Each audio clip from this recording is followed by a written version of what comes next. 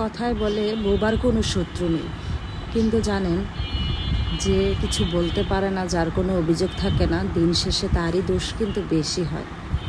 বোবার শত্রু নেই কে বলেছে? বরং এটা বলা উচিত যে বোবার দোষের অভাব নেই, কারণ বোবা তো তার কথাগুলোর প্রতিরোধ করতে পারে না, প্রতিবাদ জানাতে পারে না। প্রত্যেকটা মানুষ বেঁচে থাকে, খারাপ দিনের শেষে হয়তো বা ভালো দিনগুলো আসবে, হয়তো বা আধার কেটে গেলে সূর্যের আলোর দেখা পাবে, এই আশায়। যাই হোক, আজকে আমি রান্না করতেছি গরুর ভুঁড়ি বা বটগুলো আগে থেকে সিদ্ধ করে নেওয়া হয়েছিল। সিদ্ধ করে নেওয়ার পর সেগুলো কিন্তু আমি রান্না করার সময় আবার একবার সিদ্ধ করে নিয়েছি। তারপর ভালো করে ধুয়ে লেবুর রস দিয়ে, টক দই দিয়ে রান্না করব, যাতে করে এটার বাজে কোনো স্মেলই থাকবে না এবং খেতে খুবই সুস্বাদু হবে।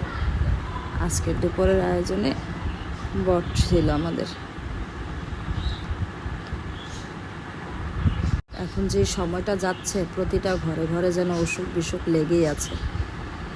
জ্বর, ঠান্ডা, কাশি, ঘরের কারোরই অবস্থা ভালো না, একজনের পর একজন অসুস্থ হচ্ছে। রান্না বাড়া, খাওয়া দাওয়া কিছুই যেন ভালো লাগে না। ছেলেবেলার দিনগুলি যেন বেশি মধুর ছিল, বেশি ভালো ছিল।